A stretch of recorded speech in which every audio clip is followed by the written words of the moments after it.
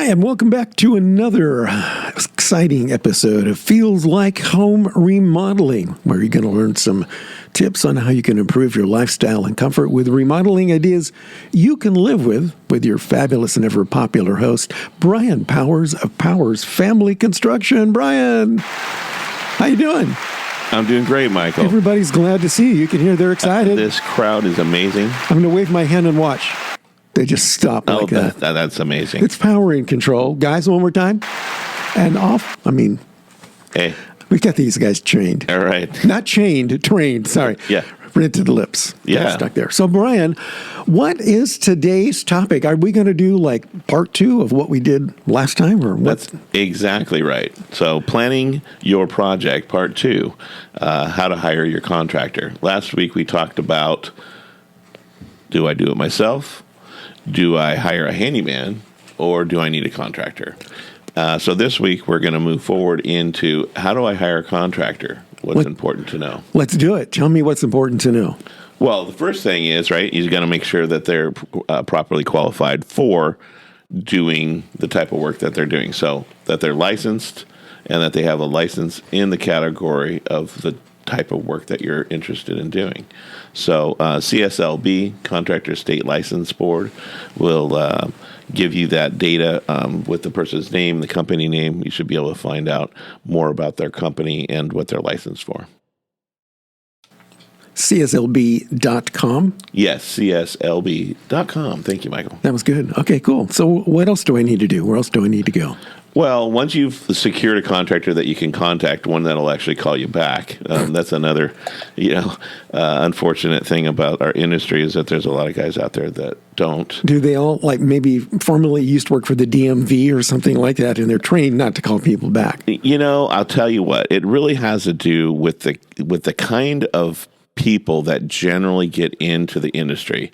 And you'll find that the type of people that in general, okay, this is just general stereotyping of, everybody appreciates. Is that what they're called, general contractors? Yeah, exactly. No, but in general, you're going to find more of the persons who are less conformity. They don't like the sit down job.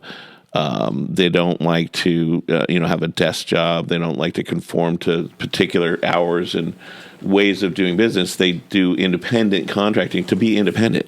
And so some are extremely independent.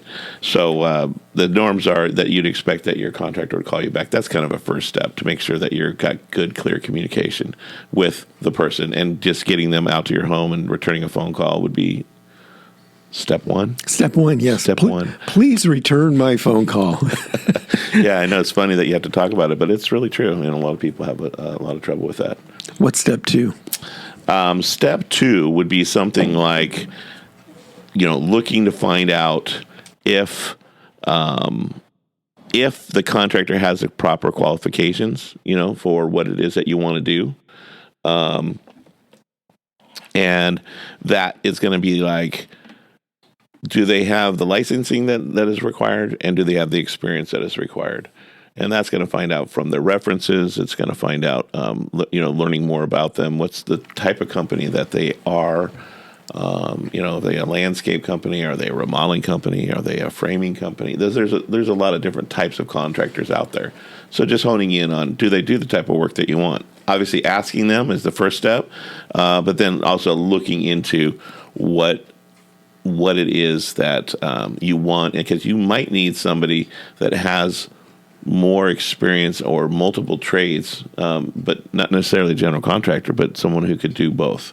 And obviously, if we got 3 or more trades interacting together, it's always good to have the opinion of a general contractor that does landscape construction for the outside, and or a general remodeling contractor, construction contractor for the inside or for the structure. So does that mean that they can oversee more than one particular task, like plumbing, electrical, carpentry, that kind of stuff? Is that what that means? Yeah. So that's basically when you're a general contractor, general B contractor, that's a remodeling contractor, generally doing residential up to 3 stories.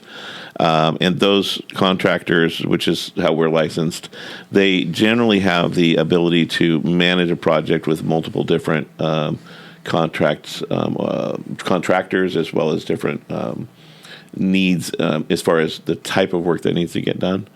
So that's pretty much a priority. But some jobs don't require that. It's a job that is a landscaping job that just has a little bit of electrical in it.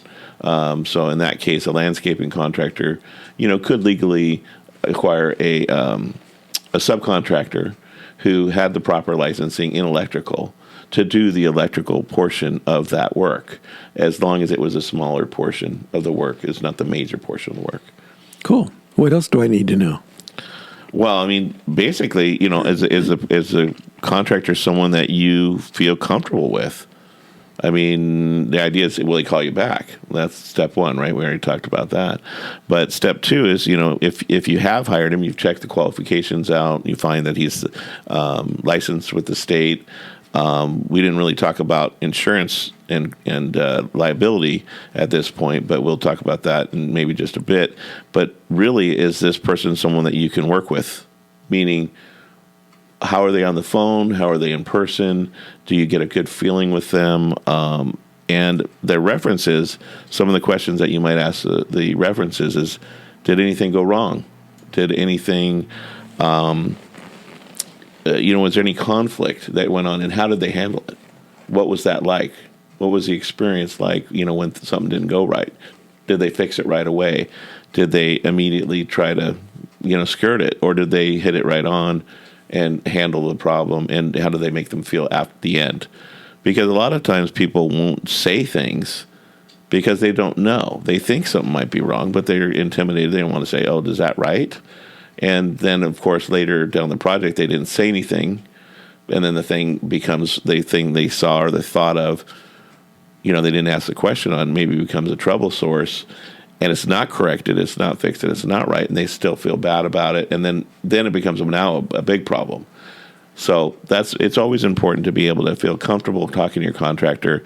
Can you bring up the small stuff? How are they going to field your questions and concerns? And as long as your contractor is real open to receiving that kind of feedback, I think that's a good number 2 step, is that you're comfortable with your contractor. So should I interview more than one contractor and ask those questions and then kind of gauge my feeling from each one? I would, because you have something to compare to. Because the first contractor you might talk to, oh, everything's great, found the right one. And that can happen. But it's always good to have a second, a third. Once you get past 3, as long as they're equally qualified, as far as their licensing and insurance and such like that, then usually out of the 3, you're going to be able to find somebody that should be a suitable fit.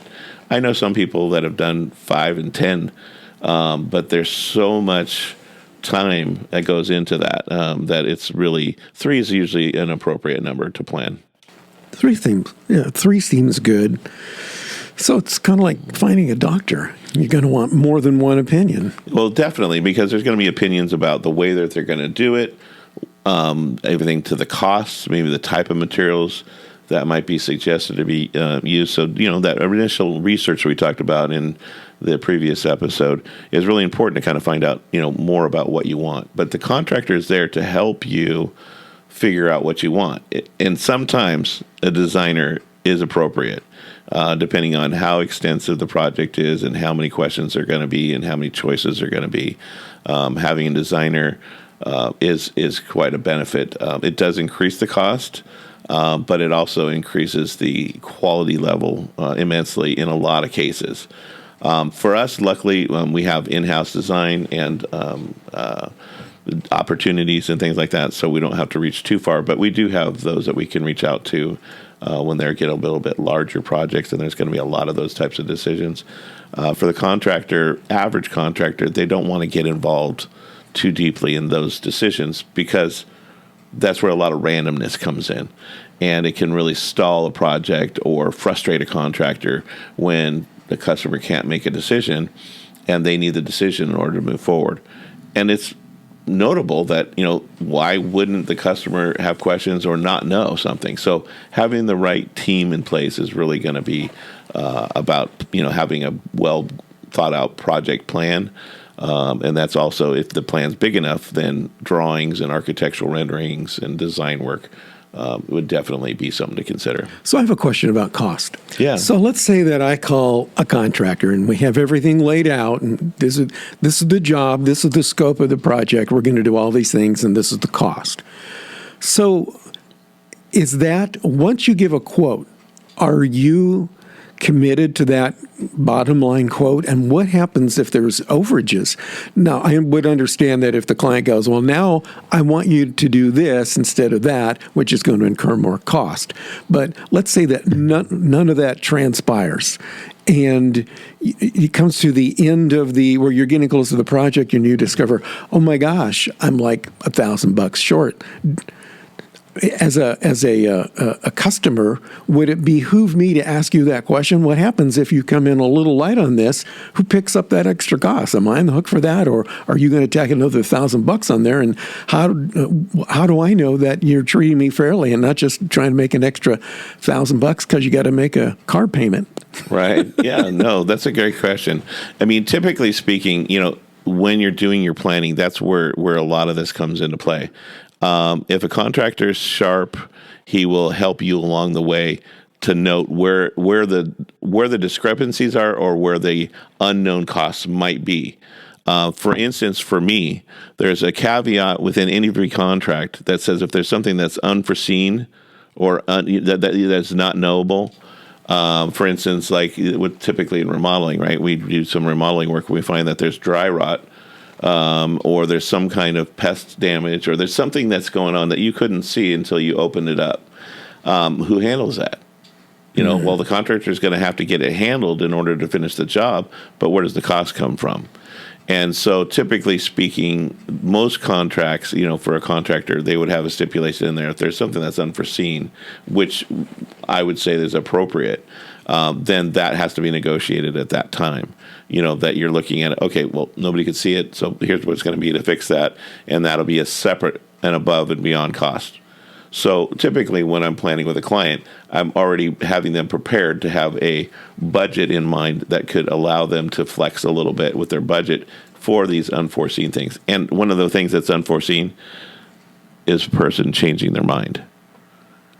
A lot of times you get in and you start a project and the client will look at it or see it or get a notion of it or see something that they hadn't seen before and say, I'd really like to do this. Of course, that would be a change order. But those are the typical things that you would find. But if I just, square for square and dollar for dollar, just underestimated something, we would complete the job. Okay. And we would just be thankful, for the project. And that has happened in the past, and I have done that and been okay with that to the degree that what did I do wrong? And that's where really having a good contractor and someone who's conscientious is going to figure out what they did or didn't do properly. That's going to give them those cost overruns or things they didn't see.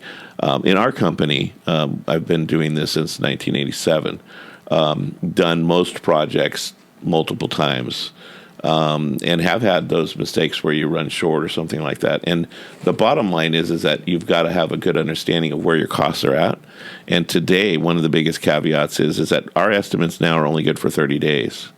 So, and even at that, there's going to be some caveats because the industry right now is going through something that's kind of crazy, and that is inflation. I think people have maybe started to feel that, and no matter where they are. Inflationary. I've heard of that. Yes. And so things like building products, availability, building products costs, and literally the cost of just doing business in general, where something might have cost $1,000, 6 months ago, might have a totally different price today. So it's really important to really understand. So when does that 30-day start? Does it start from the time that they sign the contract? Does it start from the time that you start the work? So let's say that you quote the job, they sign the contract, they give you a deposit, and you're going along, and in 33 days, the stuff that you thought was going to be $5 a foot is now $8 a foot, but you've already started the job.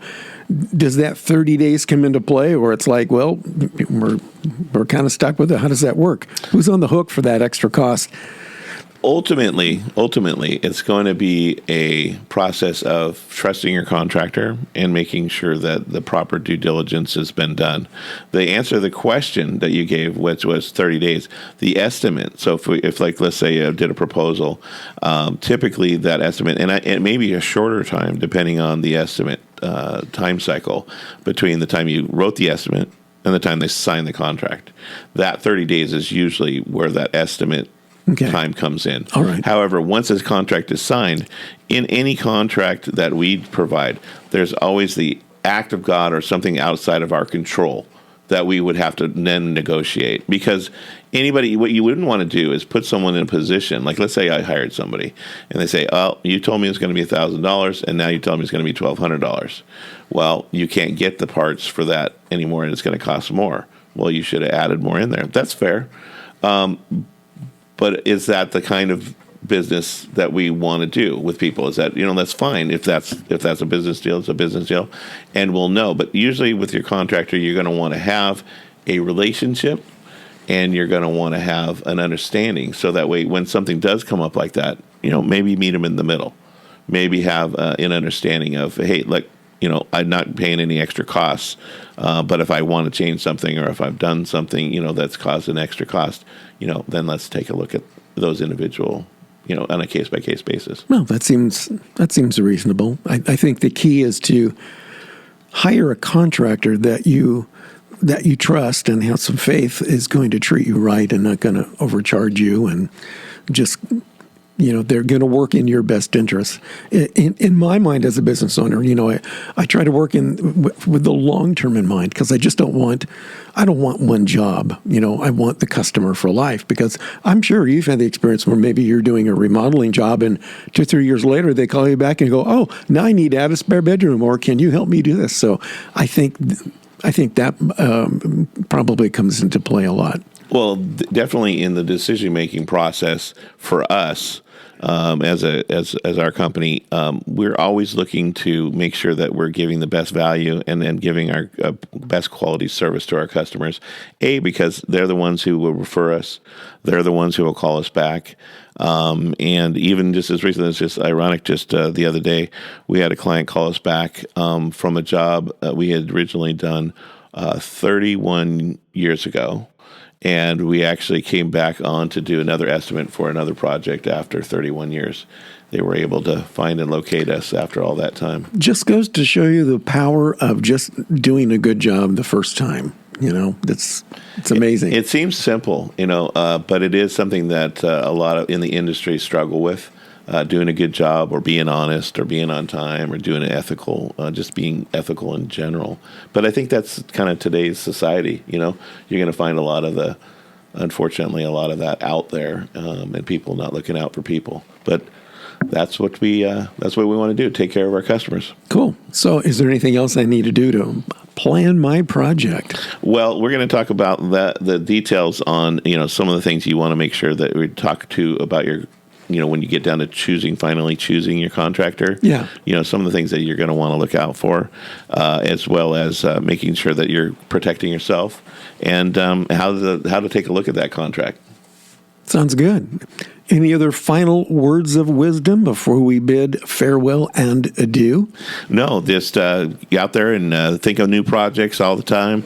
And, when you need some help, make sure you get the proper help out there. Otherwise, you get a crazy project. Sounds good. We want to give a big rousing round of applause to our friend Brian Powers, who's the owner of Powers Family Construction. Oh, by the way, where are you located?